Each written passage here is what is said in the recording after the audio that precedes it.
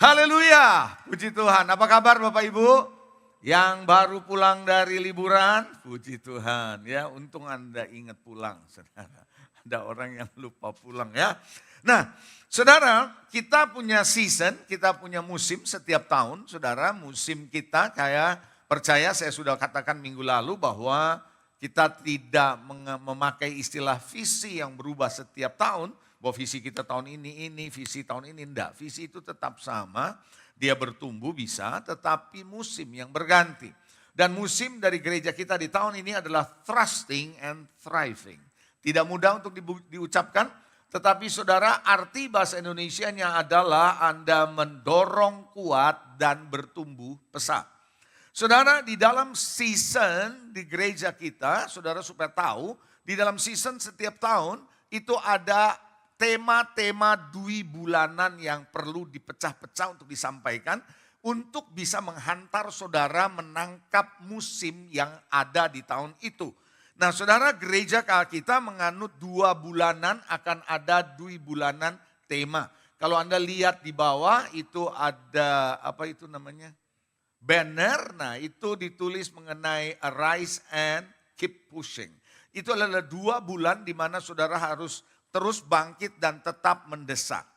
Nah di dalam tiap 2 bulan ini pun tiap minggu khotbah harus bisa mensupport tema bulanan ini dan musim di tahun 2026. Oleh karena itu Bapak Ibu Saudara, tema yang saya angkat selama 2 minggu, yang minggu lalu dan minggu ini adalah press on. Coba bilang press on. Press on artinya Anda terus maju. Minggu lalu saya bicara soal press on. Dan siang ini, pagi ini kita akan bicara tentang how to press on. Bagaimana saudara bisa terus maju. Nah Bapak Ibu Saudara, pesan-pesan khotbah saya percaya saya berani ngomong sekarang ini saudara. Hari-hari ini saya berani ngomong bahwa pesan-pesan khotbah saya seringkali justru saya perhatikan lebih profetik ketimbang waktu saya menyampaikan pesan kepada pribadi-pribadi. Saya tidak bilang bahwa pesan kepada pribadi itu enggak baik, bukan itu. Tapi saya melihat dan saya mendapatkan banyak respons dan feedback dari orang-orang. Bagaimana khotbah-khotbah yang saya enggak tahu situasi jemaat, saya enggak tahu situasi gereja. Mereka berkata itulah yang dibutuhkan oleh gereja Tuhan lewat khotbah. Jadi Bapak Ibu Saudara, khotbah profetik yang seperti ini Anda mesti tangkap baik-baik. Bukan cuma kata-katanya tetapi the spirit behind this. Roh yang Tuhan berikan kepada saya untuk saya sampaikan apa itu menjadi pesan spiritual. Pesan roh. Alkitab berkata barang siapa yang bertelinga, apa? Hendaklah ia mendengar apa kata roh. Saudara mencari khotbah banyak di YouTube. Tapi Anda harus dapat pesan roh, itu lebih penting. Karena setiap khotbah yang baik harus ada pesan roh. Seringkali kita cuma mau melihat khotbahnya yang bagus, komunikasi khotbahnya yang bagus, tapi pesan rohnya kita nggak tangkap. Kita harus tangkap pesan roh itu. Amin. Saya percaya saudara, hari ini saya akan berbicara tentang how to press on. Tapi sebelum itu saya akan mengulang sedikit mengenai yang minggu lalu khususnya berkaitan dengan season kita. Oke? Anda siap? 2 orang doang. Anda siap? Yang siap katakan amin.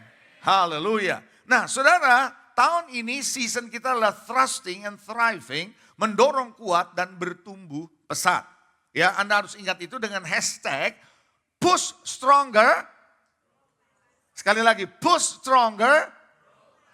You have to push stronger dan grow faster. Karena pertumbuhan yang pesat mengikuti apa yang kau lakukan di depan yaitu push stronger. Yaitu apa? Thrusting, baru ada thriving saudara. Ya, nah thrusting berasal dari kata thrust.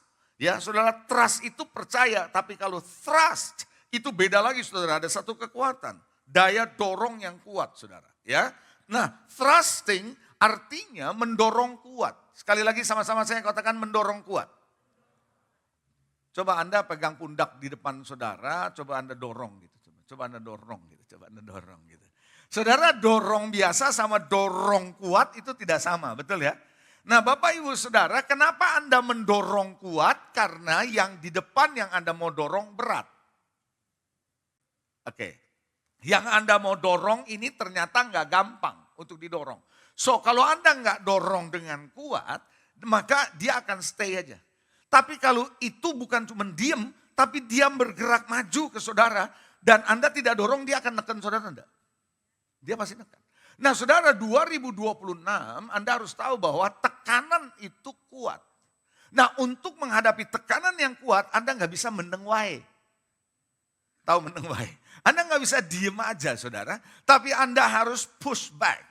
Dan Anda harus mendesak, mendorong dengan kekuatan. Nah kekuatan saudara itu apa? Saya sudah katakan kemarin minggu lalu adalah doa, puji, dan sembah. Saudara, kekuatan saudara hanya ada di dalam hadirat Tuhan. Karenanya saudara, saya mau minta perhatian Anda jemaat di tempat ini. Kalau saya bicara doa, puji, sembah, ini bukan cuma ngomong program. Tahun ini saya tekankan baik-baik, doa, puji, sembah menjadi pesan profetik untuk gereja ini.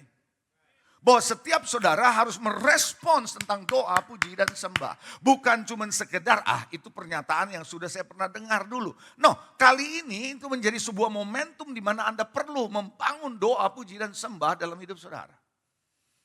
Makanya saudara, ketika nanti di bulan Februari kita ada doa puasa selama 10 hari, Anda perlu mengikuti itu karena ini panggilan. Buat saudara untuk bisa mendapat kekuatan di awal tahun ini untuk mendesak terus ke depan. Di tahun 2026. Nah trusting artinya selain mendorong kuat, bergerak maju dengan kekuatan. Anda bergerak maju dengan full force, dengan kekuatan. Anda bukan cuma sekedar jalan biasa, tapi Anda berjalan dan maju dengan satu kekuatan, satu dorongan yang gairah dari hidup saudara. Oleh karena itu saya boleh katakan trusting di dalam dorongan dan pergerakannya itu berarti Anda agresif. Anda bukan cuma pasif, diem, nunggu. No, tunggu diserang baru Anda serang balik. No, Anda dari sekarang sudah agresif. Karena kerajaan Allah adalah kerajaan yang agresif. Halo? Amin saudara. Anda harus bergerak agresif, penuh dengan semangat dan berinisiatif. That is trusting. Pengertian yang paling esensi mengenai trusting itu ada di situ saudara. Sehingga pergerakan saudara harus agresif. Coba bilang agresif. Nah Bapak Ibu Saudara, berikutnya thriving bicara berkembang pesat, bicara makmur, berhasil, tumbuh, sehat. Tahun ini apa yang Anda rasa tahun-tahun sebelumnya kok kayaknya berat, kok kayaknya susah untuk saya bertumbuh. Tahun ini saya sangat percaya Tuhan akan memberitahu kepada saudara apa yang menghambat saudara sehingga Anda tidak mengalami pertumbuhan yang pesat. Tuhan akan beritahu di dalam kapan? Waktu Anda berdoa, waktu Anda menyembah, God will tell you. Anda pasti kasih tahu saudara. Saya percaya banget karena di tahun-tahun ini sedang terjadi pergerakan besar-besaran. Kalau Anda lihat sejak Desember akhir kemarin, Iran sedang mengalami goncangan. Saudara, tahukah saudara Iran mengalami minggu lalu saya sudah bicara. Ada seorang nabi Tuhan di tahun 2018 sudah menyampaikan pesan bahwa Iran akan mengalami goncangan. Dari Iran akan ada kebangunan rohani. Saudara, kenapa? Karena dunia sedang mendekati akhirnya. Masa akhirnya kadaluarsanya sudah dekat. Dan itu sebabnya pergerakan Tuhan akan terjadi makin cepat dan setan pun makin menekan. Itu sebabnya you have to push back. Anda harus terdesak balik dengan kekuatan penuh dari Tuhan. Bisa katakan amin. Nah apa yang menjadi hambatan saudara, saya yakin Tuhan akan kasih tahu buat setiap pribadi, keluarga, termasuk gereja. Tugas Anda berdoa apa yang menjadi hambatan saya untuk saya bisa bertumbuh. Baik dalam pelayanan, baik kerohanian, baik pekerjaan, baik kehidupan. Apa sih yang menghambat saya? Tuhan akan kasih tahu. Dan tugas saya, tugas para pemimpin di gereja ini mencari tahu apa sih yang menghambat di gereja ini bertumbuh secara korporat. Sehingga saya percaya dengan itu kita bisa membuang semua hambatan dan kita mulai melihat pertumbuhan pesat terjadi. Yang setuju katakan amin. Nah Bapak Ibu Saudara, itu sebabnya trusting and thriving berarti Anda bergerak maju dengan semangat dan Anda akan ngalamin pertumbuhan. Yang mau ngalamin pertumbuhan katakan amin. Bergerak dengan maju dengan semangat. Anda perlu semangat saudara. Ya, nah di dalam bulan ini saya lagi mau bicara mengenai 2 minggu ini khususnya adalah mengenai press on. Dan hari ini saya akan bicara how to press on. Saudara, Anda nggak mungkin bisa mendesak maju atau terus bergerak maju kalau Anda menganggap apa yang sedang terjadi sama saudara, Anda bilang ya udah biarin aja deh. Apalagi kalau Anda sudah berjuang selama ini, Anda sudah merasa capek dan lelah. Bapak, Ibu, Saudara, Anda harus tahu bagaimana Ayub berkata, though he slay me, I will trust him. Sekalipun Tuhan membunuh aku, karena dia banyak ngalamin penderitaan, penyakit, dia bilang, though he slay me, walaupun dia membunuh aku, I will trust him. Aku akan tetap percaya kepada dia. Anda bisa dapat di dalam Ayub 13:15. Dalam versi bahasa Inggrisnya lebih jelas. The New King James. Di situ dia bilang, though he slay me, yet I trust him. Aku akan tetap percaya sama dia. Nah, Saudara, Sadrak, Mesak, Abednego berkata bahwa sekalipun Tuhan yang aku sembah bisa nolong aku, tapi seandainya tidak, aku tidak akan nyembah patung. Mendesak masuk, terus maju, bukan berarti jalannya gampang di depan. Hah? Betul. Bukan berarti gak ada tantangan. Tapi di tengah tantangan pun Anda terus maju. Itu yang namanya press on. Nah, saudara yang dikasihi, Anda perlu menangkap baik-baik, saudara, terus maju walaupun Anda secara fisik mungkin sudah capek. Mari kita buka Alkitab kita, Hakim-Hakim pasal 8 ayat 4 saja saya akan bacakan. Hakim-Hakim pasal 8 ayatnya yang keempat, yang minggu lalu saya sudah bacakan. Buat saudara, tapi saya ulang kembali. Hakim-Hakim 8 ayat 4. Ketika Gideon sampai ke sungai Yordan, menyeberanglah ia dan ke-300 orang yang bersama dengan dia.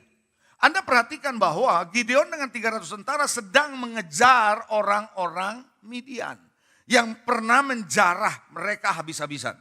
Dan orang Midian ini rajanya lagi mau dikejar oleh Gideon dengan 300 tentara.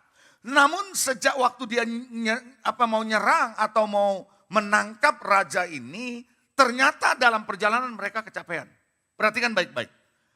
Saya ulang, ketika Gideon sampai ke sungai Yordan, menyeberanglah ia dan ke-300 orang yang bersama-sama dengan dia. Meskipun masih lelah. Saudara, ini ada alasan yang kuat buat Gideon dan timnya udah capek, udah stop. Dan enggak salah juga kalau secara fisik, kalau dia bilang capek, dia stop. Tetapi dia menolak untuk stop di tengah-tengah kecapeannya dia, begitu lelahnya, dan dia tetap mengejar. Ayat ini bilang meskipun masih lelah namun mengejar juga. Saudara yang dikasih Tuhan, saya nggak bilang bahwa kalau Anda bilang, Pak saya ini udah capek bener. Nggak ada alasan memang bahwa kalau bilang, oh saya istirahat nggak salahnya. Tapi pertanyaan saya di tahun ini, beranikah engkau extra mile? Halo? Beranikah engkau sekalipun aku udah capek, but I still go on. Dia tetap mengejar. Bapak, Ibu, Saudara yang dikasihi Tuhan, tahukah dalam hidup ini kadang-kadang saudara, memang kita rasanya capek. Di situ Tuhan akan mengajar saudara, memberi kekuatan. Makanya ada ayat yang bilang, di saat aku lemah, di situ aku kuat. Rasanya aku sudah tidak berdaya, tapi Tuhan memberikan kekuatan buat saudara. Oleh karena itu saudara yang dikasihi, yang namanya Gideon dengan tim terus mengejar. Kenapa? Karena dia tahu tugas belum selesai. Karena dia tahu apa yang dia mau capai belum selesai. Maka saya sering berkata, saya pernah katakan juga minggu lalu, jangan berhenti karena capek. Baru berhenti kalau sudah sampai. Kalau belum sampai jangan berhenti. Hanya gara-gara capek. Berapa banyak orang tidak mencapai apa yang Tuhan ingin kerjakan karena kita sudah berhenti dulu. Saya percaya saudara, kalau you press on, Anda terus bergerak, maka apa yang terjadi? Anda punya kapasitas akan dibuka. Imanmu akan terus diregangkan oleh Tuhan. Kalau hari ini Anda ada di level 5, dan Anda bekerja sampai hanya di level 5, Anda melayani sampai di level 5, Anda nggak akan mengalami kemajuan, levelmu tetap sama. Kalau tahun depan Anda tetap lagi di level 5, sama nggak? Nggak maju. Tapi kalau Anda mau naik ke level 6, mau nggak mau Anda harus extra mile dari yang 5 ke 6. That's the way. Kalau Anda mau bertumbuh. Maka itu Bapak Ibu Saudara yang dikasih Tuhan, kita perlu terus mendesak. Makanya kemarin saya bilang extra mile, salah satu yang saya sampaikan di kalimat terakhir khotbah saya kemarin adalah nggak ada full time, nggak ada part time. Yang ada overtime. No full time, no part time, but all overtime. Mau full time, mau part time, tetap overtime. Overtime di dalam Tuhan. Halo? Betul? Yes, Anda harus overtime. Makanya Anda harus siap untuk ngalamin stretching di tahun ini. Anda harus ngalamin diregangkan, ditarik oleh Tuhan. Kita mau berkatnya makin besar, tapi kita nggak mau ditarik kapasitasnya oleh Tuhan. Begitu nggak? Setuju nggak saudara? Oleh karena itu Bapak Ibu Saudara, hari ini saya akan langsung saja bicara bagaimana caranya Anda bisa press on. Are you ready? Nggak dengar saya. Anda siap enggak? Sekali lagi, karena pesan ini bersifat profetik, jangan kaget kalau ngomongan saya bisa menyentuh sampai kedalaman saudara dan Anda bisa tersinggung. Oh, ini udah disclaimer nih dari awal. Anda jangan bilang pastor tahu dari mana. Saya nggak tahu dari mana-mana. Saya tahu di ruang doa saya. Amin. Jangan-jangan pastor sudah dengar. No, I don't know. Malah saya kalau udah makin tahu, dikasih tahu, malah saya menghindar untuk khotbahin itu. Biasanya gitu saya. Karena itu bisa salah tangkap orang. Tapi kalau saya nggak tahu apa-apa, saya ngomong belak-belakan, bahkan ngomong seberani-beraninya saya ngomong, karena saya nggak tahu apa-apa. Saya cuma tahu itu yang Tuhan suruh saya ngomong. Are you ready? Yang setuju coba katakan teriakan amin gitu dong. Supaya saya tahu nih makin berani saya ngomong amin. Haleluya. Ada 3 hal yang Anda perlu kuasai kalau Anda mau mendorong dengan kuat. 3 hal ini Tuhan taruh ke saya waktu saya berdoa untuk mempersiapkan khotbah 3 kali ini di tahun ini. Pokoknya dari salah satu yang saya mesti khotbah itu yang Tuhan taruh. 3 hal ini saya akan bagikan sama saudara. That's why in that spirit I pray. Boleh saya cerita sedikit sebelum saya mulai? Saudara tahu kadang-kadang saya mau persiapkan khotbah itu karena saya pick up something in the spirit. Saya nggak perlu dalam bentuk prophecy, tapi I pick up something. Saudara mau tahu waktu saya pick up-nya di mana? When I talk. Ketika saya bicara dengan orang, ketika saya ngobrol dengan orang walaupun santai, I can pick up. This is the spirit. Dan saya tidak bicara langsung demikian firman Tuhan melalui nubuatan. I prepare and I cook it in the word of God. Karena Anda dimerdekakannya oleh firman. Anda ngerti maksud saya? Nah oleh karena itu saudara yang dikasih Tuhan, waktu saya ngobrol, saya waktu berinteraksi, itu tiba-tiba Tuhan bisa beritahu kepada saya, this is the spirit you have to fight. Dan untuk itu saya prepare the word of God. Karena hanya pedang roh yang mampu menerobos. Amin. Nah hari ini ada 3 hal yang saya percaya Anda perlu kuasai. Yang pertama yang Anda harus kuasai namanya kelambanan. Lamban. Tahu lamban? Slow. Waduh, very slow. Amsal 10 ayat 4 firman Tuhan bilang begini. Tangan yang lamban membuat miskin. Tapi tangan orang rajin menjadikan kaya. Saya kasih tahu saudara ya, Amsal kalau Anda baca, seringkali itu adalah the principles of life. Mau Kristen, enggak Kristen, itu prinsip berlaku. Jadi kalau dia enggak Kristen sekalipun, belum dalam Kristus, kalau dia rajin kaya tuh. Ini prinsip. Nangkep enggak? Tapi kalaupun dia Kristen tuh, ikut seminar keuangan saya, tapi lamban, miskin loh. Lah, bener enggak? Why? Karena ini principles of life. Lamban itu enggak responsif. Kalau Anda ngerti motor atau mobil, Pernah nggak Anda ngegas suara udah kenceng, RPM tinggi, tapi majunya pernah gitu? Mau tahu kenapa? Karena ada sesuatu yang nggak beres yang membuat mesin itu lamban. Makanya ada produk-produk aditif yang menolong saudara supaya tidak lamban. Ya kan gitu kan? Betul nggak? Nah, saya mau masuk kepada satu bagian dalam konteks firman Tuhan. Ibrani 5 ayat 11 sampai dengan 14. Ibrani 5, 11, 14. Saya baca ya. Tentang hal itu banyak yang harus kami katakan. Ini penulis Ibrani. Saya kenapa kalau Ibrani selalu ngomongnya penulis Ibrani? Karena memang masih ada perdebatan siapa yang nulis ini belum jelas. Sebagian besar memang mengarahnya ke Paulus. Tapi sebagian lagi bilang ini Apolos. Karena tulisan-tulisannya ini memperlihatkan seperti itu. Saya nggak mau perdebatkan siapa yang nulis. Yang penting ada ayatnya. Kan gitu ya. Oke, mari kita lihat. Tentang hal itu banyak yang harus kami katakan. Si penulis Ibrani bilang, ini ada banyak loh yang saya mau ngomong. Tapi sukar untuk dijelaskan ke kamu. Mau tahu kenapa? Karena kamu telah lamban dalam hal mendengarkan.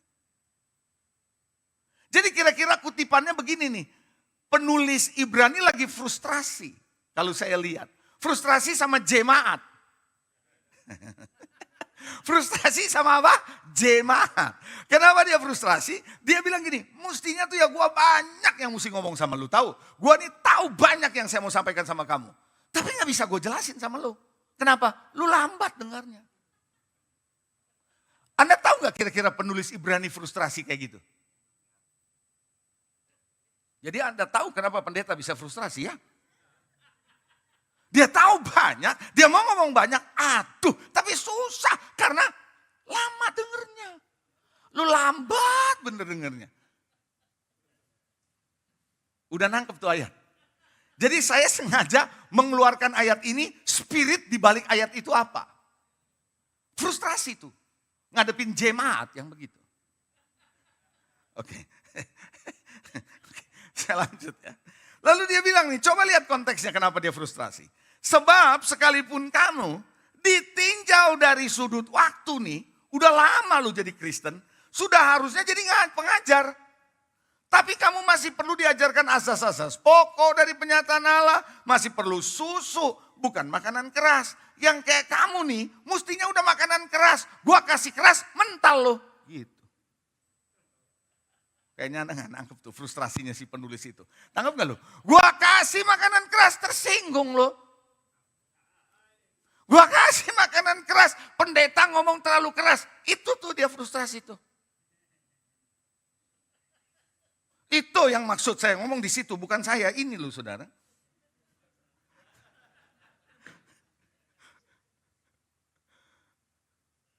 Sebab barang siapa telah masih perlu susu, ya tidak memahami ajaran tentang kebenaran. Karena ya anak kecil. Anak kecil gampang tersinggung. Haleluya. Tapi makanan keras itu untuk orang dewasa. Yang karena panca indera yang terlatih untuk membedakan yang baik dari yang jahat. Makin Anda dewasa, Anda makin punya panca indera yang bisa membedakan discernment. Mana yang perlu gua makan, mana yang gua gak perlu makan. Kenapa? Itu sebabnya penulis ini bilang kamu harus dewasa. Tapi kamu lamban mendengarnya. Lamban mendengar, lalu saya cari bahasa aslinya. Lamban itu adalah nothros yang artinya males. Enggak peka. Jadi dengar khotbah enggak peka. Your spirit not inside. Your faith tidak sama-sama dengan mendengar firman. Kalau Anda baca lagi di kitab Ibrani, Ibrani jelas mengatakan kenapa pemberitaan itu tidak tumbuh di dalam hati orang yang mendengar karena tidak dicampur dengan iman. Makanya khotbah itu cuma numpang lewat karena dia tidak tangkap dengan iman. Kamu lamban mendengar itu. Kamu tidak peka khotbah itu untuk apa? Makanya saya percaya siapapun yang berdiri di sini ada pesan Spirit of God. Ada amin? Tangkap spirit di balik itu. Haleluya. Lamban artinya lambat. Ya kita lihat dalam slide saya. Lambat dalam berpikir, merespons, ngambil keputusan, bertindak. Lambat. Saudara tahu nggak apa yang terjadi kalau lambat dalam proses kerja? Terganggu nggak? Terhambat nggak? Proses kerja yang di depan bagus, kalau yang di belakang sini awalnya itu lambat, kira-kira terlambat nggak? Atau sebaliknya di depannya bagus, di sini mulai bagus, di ujungnya lambat. Lambat nggak? Anda bisa lihat nggak bahwa kelambanan saudara, kelambanan saya dalam proses berjalan sama Tuhan merugikan banyak pihak. Betul? Bukan cuma pihak kita doang, tapi pihak-pihak orang lain. Bisnis bisa ketinggalan dan menjadi rugi dan akhirnya close down karena lamban dalam respons apa yang dia mesti lakukan. Teknologi dia mesti respons, demografi dia mesti respons, keinginan masyarakat dia harus respons, perubahan-perubahan yang sedang terjadi dia mesti respons, tapi dia lambat merespons itu dia tergilas. Orang Kristen yang sudah lama ikut Tuhan atau baru ikut Tuhan, kalau lambat pasti akan tergilas. Amin. Coba bilang sebelah saudara, jangan lamban. Pada umumnya bisa terjadi begini. Orang bisa lamban karena keterbatasan fisik. Setuju saya bisa, itu mau dibilang apa? Betul nggak saudara? Makanya saudara kadang-kadang kalau Anda sudah lamban, kadang-kadang Anda mesti punya apps tuh yang kayak saya lihat di IG itu saya. Diem-diem tahu-tahu, music gitu loh, ngerti nggak? Music gitu loh saudara.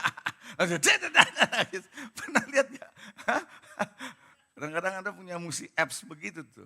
Ya dari foto Anda yang diem tiba-tiba jadi gerak music gitu ya. Kan gitu. Haleluya. Nah Bapak Ibu Saudara, keterbatasan fisik atau mungkin kita kurang terampil. Enggak belajar, kita tidak memperlengkapi diri, jadi lamban. Enggak terinformasi dengan baik, kita jadi lamban. Kita tidak mendengar firman Tuhan cukup, makanya kita lamban. Makanya penulis Ibrani bilang, kamu lamban mendengar, aku mau banyak kasih tahu tapi kamu lamban karena kamu gak mau banyak dengar. Saudara bisa lamban karena kita tidak fokus dengan benar. Terlalu banyak fokusnya, terlalu banyak yang mau Anda capai, terlalu banyak yang Anda kerjakan. Anda menjadi lamban di situ.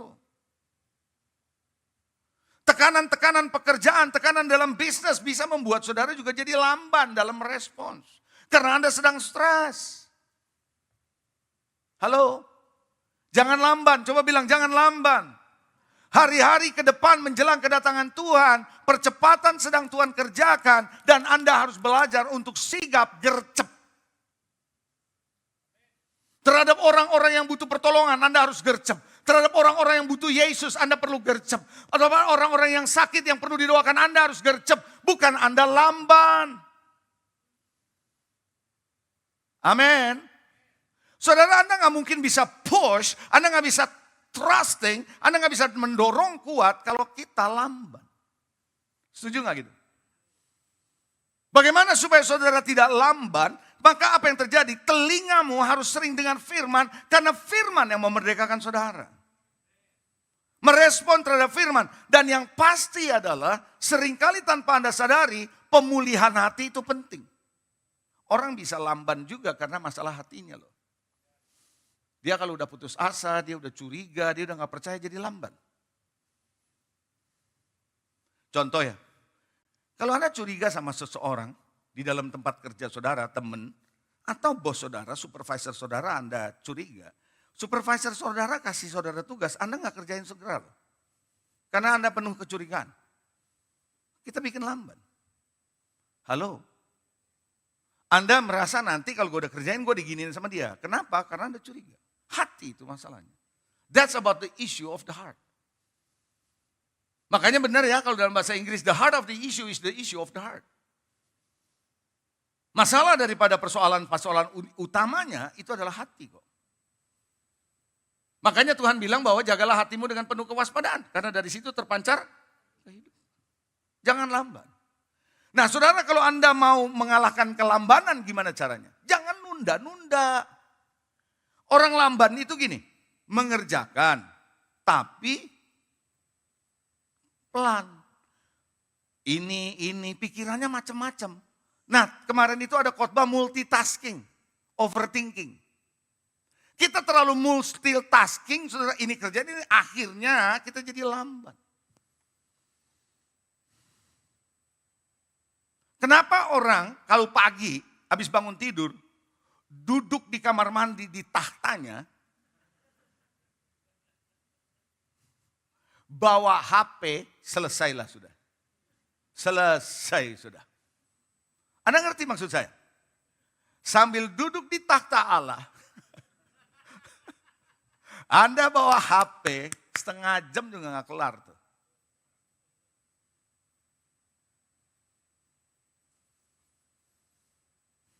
Betul nggak? Kalau ada seorang hamba Tuhan bilang dalam bahasa Inggris nih, hamba Tuhannya bilang, if you are in the throne in the morning, just do your job and finish it the paperwork. Udah.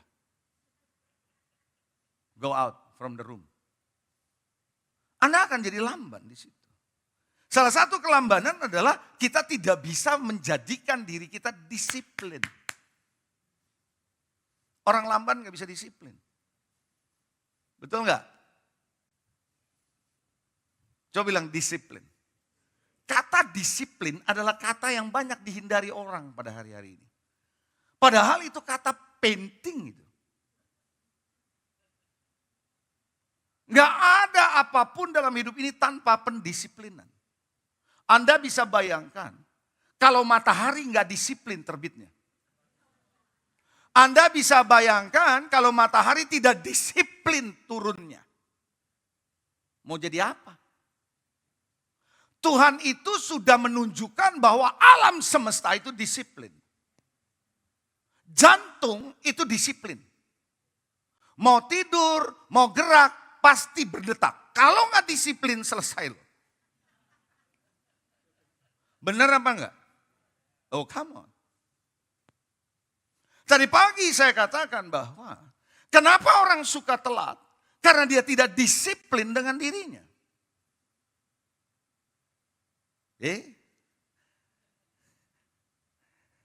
Telat atau enggak telat soal waktu, itu mengelola waktu kan? Bukan mengelola waktu sebenarnya, mengelola diri. Bukan mengelola waktu. The problem is, bukan kita tidak bisa mengelola waktu, kita tidak bisa mengelola diri. Benar gak? Aminkan sajalah. Saya tahu ada yang tersinggung di sini. Anda mau belajar keuangan, merdeka keuangan. Oh, saya pernah diundang di Surabaya, diminta, Pak, boleh nggak Pak jelasin mengenai pengelolaan keuangan? Kenapa? Ini pengusaha-pengusaha perlu nih diajarin. Oke. Saudara tahu dari situ, akhirnya saya dapat satu kesimpulan. Belajar mengelola keuangan dari seminar kepada seminar, dari yang paling jago sampai yang terjago, sampai yang super jago, nggak ada gunanya kalau Anda nggak bisa ngelola diri. Benar nggak? Belajar nih ya, mengelola keuangan ya, seminar keuangan. Bagus, Anda punya catatan sampai satu tebel gitu. Tapi Anda nggak bisa mengelola diri dalam hal menahan diri untuk belanja. Kayaknya nggak nangkep nih. Apa yang terjadi? Lu belajar kayak apapun nggak ada gunanya. The problem is bukan pelajarannya yang salah, tapi kitanya tidak mengelola diri. Ya atau enggak? Kita tidak bisa tepat waktu. Bukan waktunya yang salah. Terlalu pagi, bukan. Kitanya tidak bisa mengelola diri. Kayaknya Anda nggak nangkep nih. Coba dong yang nangkep lambaikan tangan.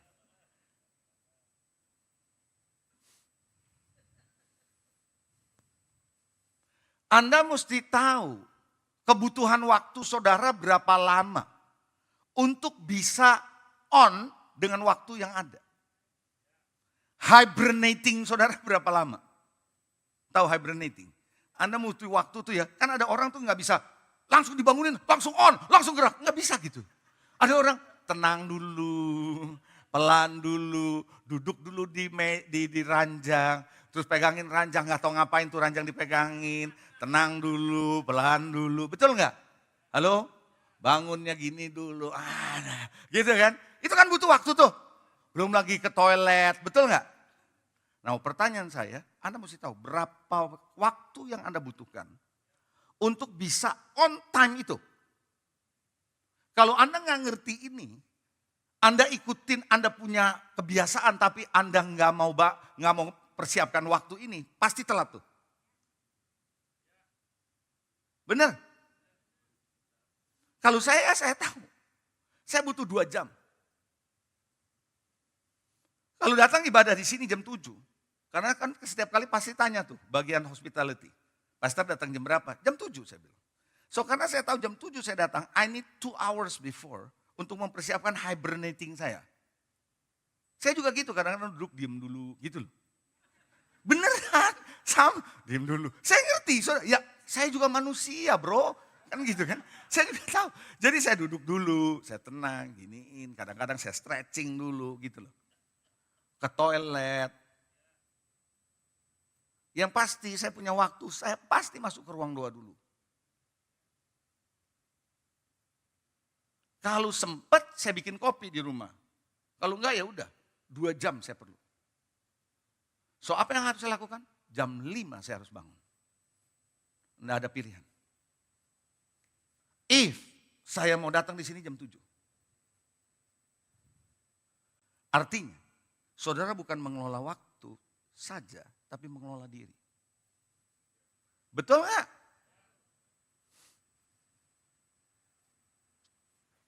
So, yang namanya lamban bisa dikuasai kok. Anda harus bisa keluar dari zona nyaman, zona terbiasa. Kita udah biasa begini, saudara tahu ya, hidup itu kan manusia itu maunya yang teratur, bener gak? Iya dong, siapapun mau teratur, betul? Wong jalan aja kita teratur, kanan, kiri, ya kan itu teratur. Coba kalau jalannya, itu kanguru, bener gak? Gak ada yang jalan gini, kan gak ada. Kenapa Anda jalan begitu? Karena memang Tuhan aja hidup saudara tertib. Tapi tertib itu ada masanya. Ada keteraturan itu ada waktunya. Ada suatu waktu di mana Anda dibuat nggak teratur. Sampai Anda mengalami equilibrium baru, titik keseimbangan yang baru. Harus berani keluar. Kalau enggak, Anda jadi lamban. Saudara jadi lamban, saya jadi lamban. Yang kedua, coba bilang lagi sebelah saudara, jangan lamban bro, sis. Haleluya. Yang kedua, kemalasan Anda harus lawan. Males. Nah bedanya lamban sama males apa? Tahu nggak? Lamban tuh dikerjain tapi pelan. Kalau males, tahu mesti kerjain, kagak dikerjain. Nah itu. Tuh males tuh. Males tuh nggak mau dikerjain. Nah mari kita lihat slide saya dengan cepat saja. Orang malas tahu apa yang seharusnya dilakukan. Tapi ia tidak melakukannya. Oh ini bisa kemana-mana nih kalimat ini. Bisa pekerjaan, bisa bisnis, termasuk doa. Tahu mesti doa tapi nggak doa, kan gitu. Malas tuh. Orang malas bukan nggak mampu. Bisa kok dia kalau mau, bukan nggak bisa. Tapi dia nggak mau tanggung jawab. Nggak mau dikerjain, itu malas tuh. Ayatnya ada nggak? Ada DP ayat. Yosua 18 ayat 1 sampai 3. Maka berkumpullah segenap umat Israel di Silo, lalu mereka menempatkan kemah pertemuan di sana karena negeri itu telah takluk pada mereka. Perhatikan ayat ini lagi bilang gini, negeri Kanaan sudah takluk, sudah ada di bawah pengaruh dan penguasaan bangsa Israel, dalam hal ini di bawah pimpinan Yosua. Tinggal bagi kepada 12 suku. Tapi ternyata pada waktu itu ayat 2 masih tinggal 7 suku di antara orang Israel belum dapat bagian milik pusaka. Berarti yang baru dapat 5. Yang 7 ini ngapain kata Yosua. Yosua lihat yang 5 sudah dapat, kok yang 7 belum. Maka keluarlah ayat yang ketiga, dia bilang gini. Sebab itu berkatalah Yosua kepada orang Israel yang belum dapat ini, 7 ini. Berapa lama lagi kamu Berapa lama lagi kamu? Berapa lama lagi kamu bermalas-malas sehingga tidak pergi menduduki negeri yang telah diberikan kepadamu oleh Tuhan Allah nenek moyangmu. Ini sudah dikuasai, mbok ini bagian lu, ya lu ambil dong, lu rebut dong, jangan malas. Kenyataannya kalau Anda baca ayat itu berikutnya, di bawah pimpinan Yosua, mendorong mereka untuk melakukan, mereka bisa tuh.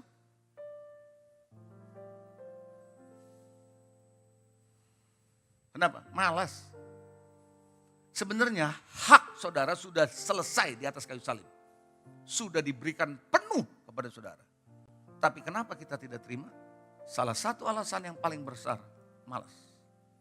Orang malas gak mungkin diharapkan trusting. Impossible. Lihat berikutnya. Pemalas adalah saudara dari si perusak. Entah sepupu, entah keponakan. Tak tahu deh. Entah adik, entah kakak, pokoknya saudara si perusak. Orang malas itu ngerusak. Mari kita lihat, ia adalah seorang perusak. Dari apa yang sudah direncanakan dirusak dia. Apa yang sudah dikerjakan dirusak dia. Apa yang dihasilkan dirusak dia. Kenapa? Karena malas. Apa yang Tuhan sudah bangun di dalam hidup seseorang. Dia rusak sendiri karena kemalasannya. Apa yang sudah dibangun di dalam pekerjaan, dalam bisnis, dirusak karena kemalasannya. Apa yang Tuhan sudah bangun di dalam sebuah pelayanan, dirusak karena ada orang-orang malas. Ada ayatnya enggak? Ada. Amsal 18 ayat 9. Saya itu selalu percaya begini. Kalau benar itu pemikiran dari sorga, pasti ada ayatnya. Ingat ya ngomongan saya ya. Kalau pikiran itu bukan dari pikiranmu dewe, tapi pikiran itu datang dari Tuhan, saya yakin ada dasar ayatnya. Amsal 18 ayat 9, orang yang bermalas dalam pekerjaannya. Nah pekerjaan itu bisa di bisnis, di pekerjaan, di pelayanan, whatever it is. Sudah menjadi apa?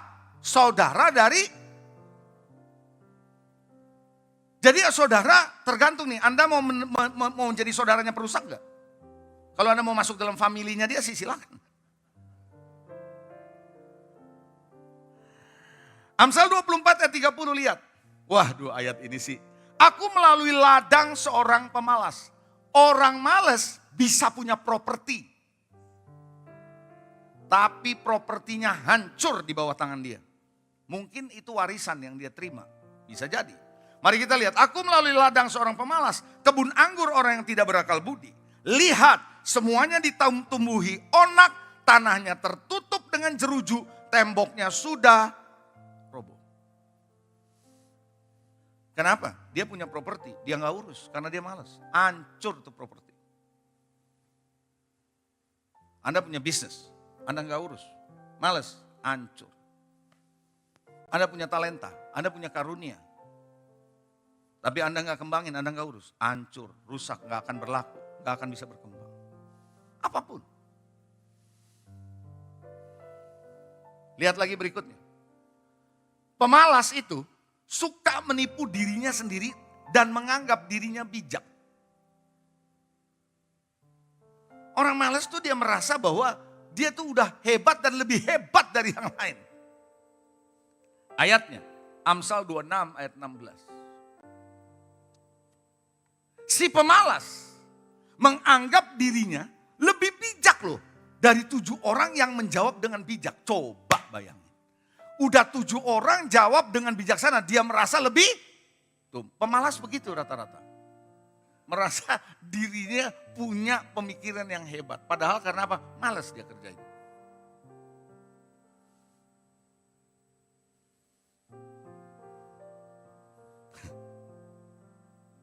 Coba jujur ya, jujur ya.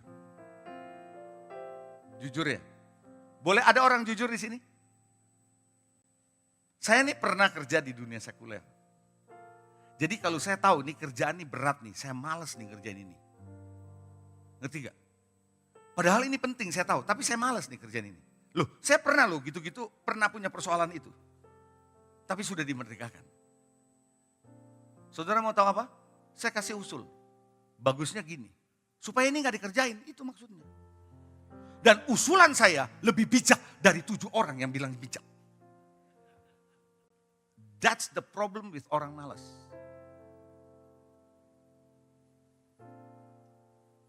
Kayaknya nggak nangkep apa yang saya maksud. Yang benar tuh begini di perusahaan. Tapi kita mau menghindar karena ini bikin gue capek nih. Ini bikin gue ribet nih. Ini bikin gue masalah nih. Gue kasih usul dong. Usul gue cemerlang. Sampai nggak dilakukan ini. Dilakukan apa yang gue mau. Itu yang gue mau memang. Do you understand? The cleverer you are, makin pinter lo kita. Makin pinter bikin jalan. Tapi dasarnya malas. Kayaknya Anda nggak ngerti nih. Coba bilang sebelah saudara. Kayaknya gue mulai bijak sekarang. Coba bilang. Without knowing this.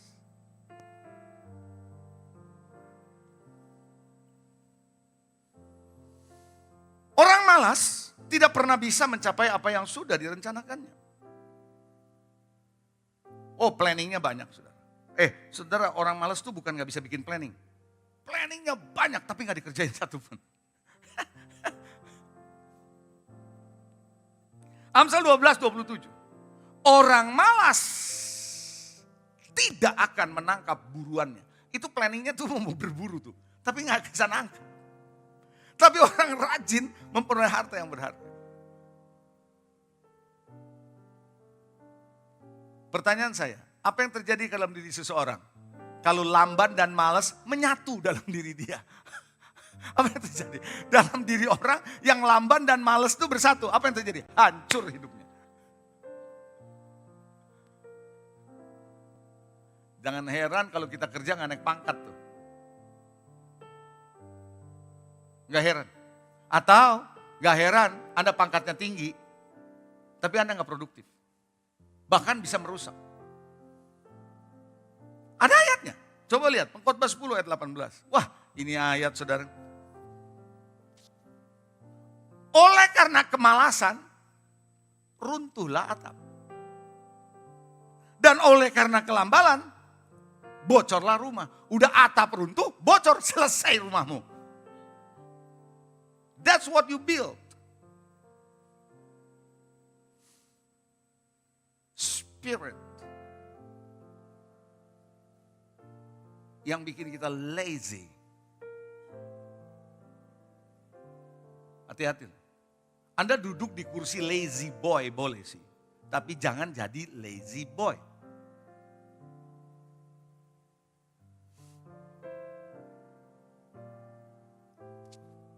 Bagaimana ngatasin kemalasan? Sadari kemalasan itu merugikan bukan hanya diri sendiri tapi orang lain. Mesti sadar itu. Kalau Anda nggak sadar percuma. Betul nggak?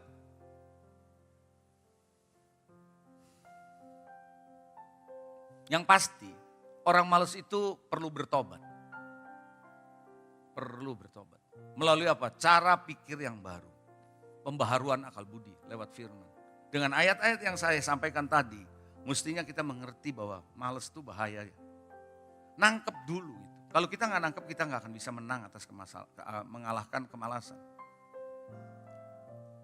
Dulu saya kalau baca buku malas, saudara. Bener. Saudara jangan lihat saya sekarang nulis buku. Oh dulu boro-boro nulis buku. Baca buku aja, muales. Dan bukan cuma muales, bisa mules. Apalagi lihat buku tebel gini, kapan gue selesainya? Yesus datang kedua kali juga belum tentu selesai nih. Caranya, saya mulai dengan langkah kecil dulu. Segala sesuatu one step at a time. Ada tuh dalam lagu zaman dulu tuh. One step at a time, sweet Jesus. Coba, anak-anak muda pernah dengar lagu itu enggak? Nah, itu lagu baru buat kamu.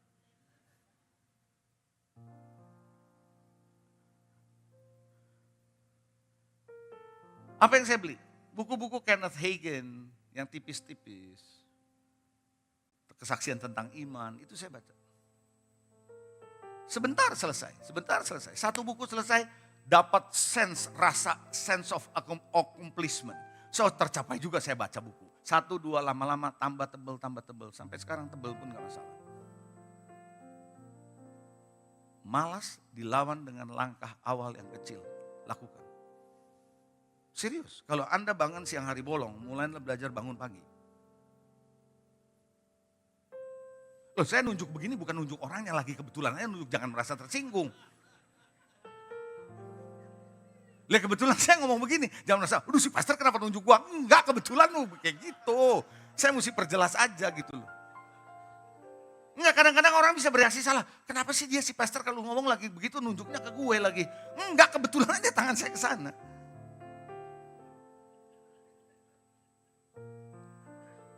Dulu cerita dikit.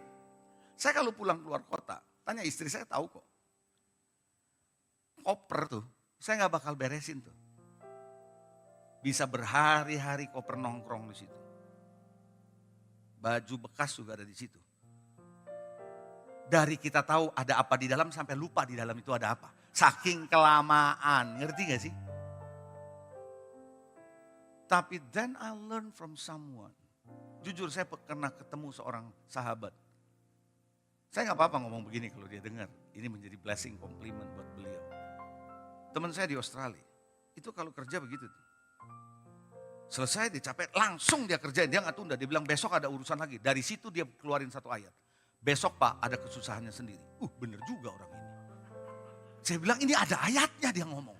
Ini berarti hikmat datang dari sorga ini. Dia ngomong begitu, karena besok ada kesusahan sendiri. Jadi sore dia datang nih bensin udah mau habis, besok pagi-pagi kita perlu. Dia isi bensin dulu, baru pulang. Saya bilang, sejak itu. Istri saya tahu sekarang, termasuk istri saya juga belajar sekarang. Pulang, koper langsung bongkar. Beresin, rapiin, selesai. That's it. Nggak ada tunggu besok. Pulang dari Amerika kemarin. 3-4 koper besar. Istri saya bilang, besok ya, enggak, buka sekarang. Selesain. Why? If you don't do it now, tomorrow ada kesusahannya sendiri. Biarlah kesusahan sehari. Nah besoknya ada kesusahan lagi. Kapan diselesain? Kesusahan sehari, selesaikan hari ini. Percaya sama saya. Saya yakin saya ngomong begini banyak orang yang kopernya gak diberes-beresin tuh. Sampai kapan? Sampai akhir tahun baru. Sampai itu baju bulukan. Anda nggak tahu ini, gue punya celana dalam yang bekas gue taruh di mana. Anda nggak tahu di mana. Tahu-tahu orang lain pakai kopermu. Kok ada celana dalam siapa di sini? Itu tuh. Kayaknya Anda nggak ngerti. Apalagi kalau kopernya sama-sama suami istri. Istri lupa BH-nya taruh di mana. Begitu suami pakai, kok ada BH? Kan begitu, saudara. Itu mulainya dari mana? Jangan malas. Oh haleluya. Praise the Lord. Amin. Suruh capek ya capek memang. Udah capek pulang dari Amerika, bongkar barang itu kan banyak dibongkarin. Mesti dipisahin, dirapiin dulu. Ini buat siapa, ini mana, ini gitu. Tapi selesai, boom, beres.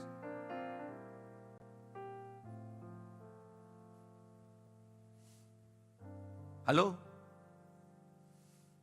Yang ketiga terakhir, kemasa bodohan. Masa bodoh cuek. Gua gak peduli dia, yang penting gua. Oh, kalau Anda hidup di dunia tanpa orang lain, boleh. Tapi Anda hidup dengan orang lain. Anda berinteraksi dengan orang lain. Anda gak bisa hidup cuek. Kalau Anda baca di kitab Ayub pasal 39, ayat 16 sampai 21, saya tidak bacakan. Saya ceritain aja ayat itu. Di sini ada. Ceritanya gini. Burung unta kalau bertelur, telurnya ditaruh aja begitu. Di pasir. Dia gak peduli. Padahal itu telur bisa diinjak-injak. Dia gak peduli. Cuek. Ada sih benihnya, ada sih telurnya, tapi dia gak peduli. Telur itu akan jadi anak atau enggak, gak peduli. Tapi dia membanggakan diri sepertinya dengan mengepakkan sayap. Dia pikir dia lebih hebat dari kuda. Orang yang masa bodoh adalah Apa yang Anda sudah kerjakan Anda cuekin. Hanya karena unsur kecewa. Anda usul karena kesel sama sesuatu, sama seseorang, Anda tinggalin. Masa bodoh dengan pernikahanmu. Masa bodoh dengan anakmu. Masa bodoh dengan imanmu. Masa bodoh dengan pertumbuhan doamu. Masa bodoh dengan gereja. Karena Anda punya urusannya sendiri.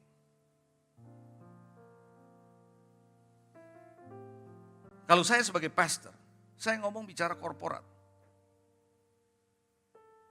Pasti saya ngomong korporat. Why? Karena memang kita harus ngomong dalam kebersamaan. Anda nggak bisa memajukan sesuatu at the expense of the corporate.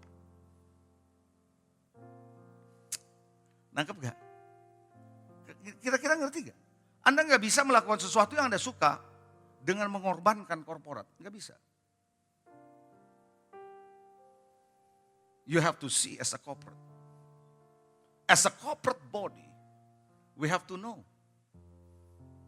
Saya masuk kepada bagian terakhir, Esther. Suatu hari secara korporat, Haman membuat sebuah plot untuk bunuh semua orang Yahudi. Pernah baca dong? Ethnic cleansing. Dia mau bersihin semua.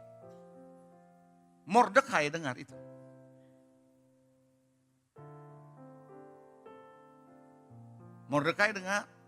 Mordekai kasih tahu si Hatta ini.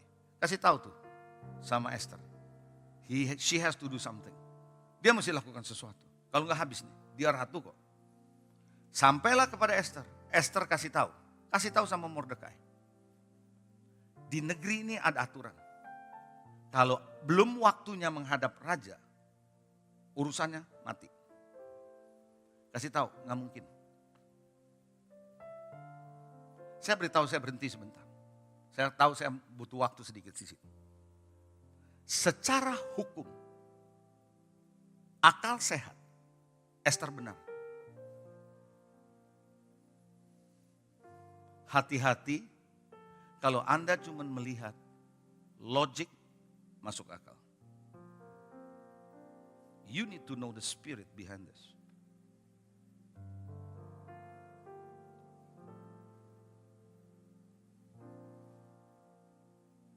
Kalau dia nggak cuek, dia akan mikir. Tapi saya punya kesan waktu saya baca itu. Di titik awal Esther rada cuek. Karena dia tidak mau berlawanan dengan law. Sampai ke Mordekai. Mordekai bilang, oh gitu. Kasih tahu sama Esther. Kalau dia nggak mau tolong, nggak apa-apa. Tuhan bisa tolong. Betul? Siapa tahu justru di masa sekarang ini dia jadi ratu. Justru Tuhan pakai dia untuk tolong kita. Kasih tahu.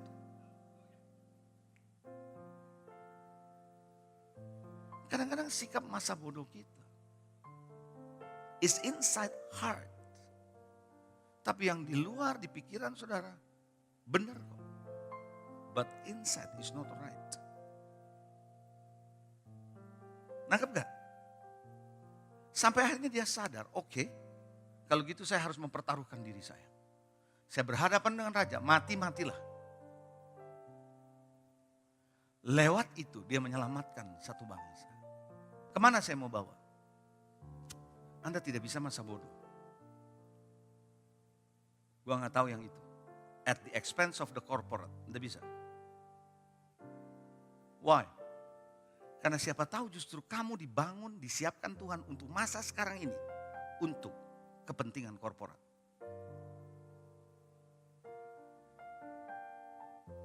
Nangkep. Daud gak bisa cuek. Tapi Daud melihat dia dibangun oleh Tuhan untuk menghadapi Goliat. As a corporate body. Anda gak mungkin bisa push, striving, trusting bersama-sama di dalam gereja lokal. Kalau Anda masa bodoh. You think it is right. Esther juga pikir benar kok. But it is not right. Saudara nangkep? Makanya kemarin pagi waktu doa pagi, saya dapat itu kata-kata itu.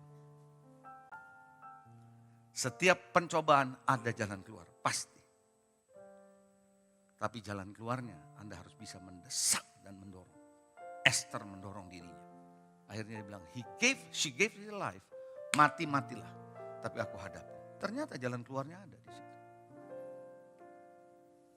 Pagi hari ini, bisakah Anda mengalahkan 3 persoalan besar dalam hidup kita? Especially mentality and the spirit. Yang lamban, yang malas, yang masa bodoh. Hadapi itu. Menjelang kita masuk di di bulan-bulan ini ke depan, minggu depan. Di tahun ini, thrusting and thriving bisa terjadi. Press on. Amin, saudara. Press on. Mari kita bangkit berdiri.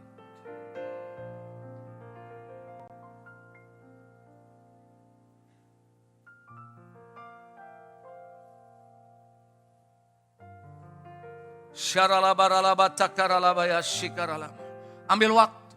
Izinkan Tuhan bicara kepada saudara. Izinkan Tuhan bicara kepada saudara. Supaya engkau tahu bahwa Tuhan adalah Tuhan yang peduli dengan hidup kita. Dia mau saudara bergerak maju, berhasil, bertumbuh pesat, grow faster. Namun ada hal-hal mungkin dalam hidup kita yang harus kita kuasai. Ada 3 hal mungkin yang perlu kita kuasai. I don't know apa yang kau alami dari 3 hal ini. Tapi pastikan kita menguasai itu. Pastikan kita keluar dari hal-hal ini. Tuhan, aku berdoa hari ini. Aku percaya Roh Kudus. Engkau campur tangan Tuhan dalam hidup umat-Mu hari ini. Di tahun ini mendorong kuat, bertumbuh pesat, thrusting and thriving boleh terjadi di antara umat-Mu. Sehingga kami Tuhan bisa menguasai kelambanan, kemalasan, kemasabodohan kami. Sehingga ketika kami bergerak bersama-sama, kami bisa mendorong bersama-sama kuat. Bersama dengan para pemimpin yang ada. Dengan corporate body di gereja ini. Dengan keluarga kami bersama-sama dengan orang tua, anak, cucu kami, mertua, menantu. Sehingga kami boleh bergerak bersama-sama di dalam pekerjaan dengan teman-teman kerja saya. Dengan pemimpin supervisor, kami bergerak bersama-sama. I believe, oh God. Ini adalah waktunya di mana kami terjadi penyelarasan dalam hati dan pikiran kami. Tuhan, aku berdoa biarlah hati kami menjadi hati yang dipulihkan waktu-waktu ini. Sehingga ke depan kami tahu thrusting and thriving bukan hanya sekedar kata-kata untuk musim tahun ini. Tapi itulah yang kami alami dalam hidup kami. Memberkati umat-Mu Tuhan. Saya tidak tahu ada berapa banyak, saya mau berdoa secara massal saja. Ada berapa banyak di antara saudara ketika dengar firman ini. Anda berkata, God, thank you for the word. Engkau bicara untuk hidupku. Engkau berbicara hal banyak untuk hidupku. Mengingatkan, menegur, menasehati, bahkan menguatkan. Membuat aku berani untuk mengambil langkah yang baru. Kalau engkau dengar firman ini dan hatimu terbuka dan engkau berkata, Tuhan, izinkan aku untuk menjalani kehidupan di tahun ini dengan penuh kemenangan. Dan kembali dalam kekuatan baru. Kalau engkau orangnya dan berani mengatakan ini aku, Anda boleh angkat tangan kananmu tinggi-tinggi. Saya mau berdoa buat saudara. Anda gak perlu maju. Tapi saya mau berdoa di sini. Kalau engkau punya hati yang jujur dan berkata, God, thank you for the word. Firman berbicara kepada kami. Tuhan, aku berdoa. Terima kasih buat waktu yang ada. Tangan-tangan yang diangkat. Karena kami percaya dengan kejujuran dan kerendahan hati kami. Kami mau mengalahkan dan menguasai hal-hal yang barusan disebut. Berikan kami anugerah kasih karunia. Berikan kami kekuatan. Berikan kami kemampuan untuk berjalan. Thrusting dengan mendorong kuat. Tuhan, hari ini aku berdoa. Biar setiap kebenaran yang disingkapkan. Bukan cuma sekedar kami dengar. Tapi kami betul-betul mempraktekkan. Kami mau berubah. Kami mau berubah dan kami mau menjadi alat-Mu yang indah di akhir zaman. Pakai umat-Mu Tuhan yang mengangkat tangan. Mereka tahu apa yang mereka sedang kerjakan. Tapi mereka juga tahu anugerah-Mu besar. Kasih-Mu luar biasa atas hidup mereka. Sehingga Engkau mengingatkan kembali lewat firman ini. Sehingga mereka menyadari tanpa Tuhan aku tidak bisa apa-apa. Apapun yang kami coba lakukan tidak ada gunanya tanpa Tuhan. Tuhan berkati yang mengangkat tangan dengan kerendahan hati mereka. Mereka mencari wajah-Mu. Firman-Mu telah berbicara. Mari Tuhan, terus Tuhan koreksi kami. Supaya kami makin disempurnakan. Makin dibaharui. Makin menjadi serupa Kristus. Karena itulah perjalanan kekristenan kami sebenarnya. Berkati umat-Mu. Thank you Lord Jesus. Mari semua kita angkat tangan kita untuk terima berkat dari Tuhan. Ibadah telah selesai. Firman Tuhan kau sudah dengar. Tapi biarlah Roh Kudus tetap berbicara walaupun ibadah ini selesai. Di hari-hari ke depan engkau belajar dan mengerti dan menangkap betul apa yang Tuhan mau kerjakan dalam hidup. Kalau demikian Bapak Ibu Saudara yang dikasih Tuhan, pulanglah dan terimalah berkat yang besar dari Allah Bapa. Kasih setia dari Tuhan kita Yesus Kristus. Persekutuan yang indah bersama Roh Kudus menyertai saudara mulai saat ini sampai selama-lamanya. Yang percaya diberkati Tuhan katakan, Amin. God bless you.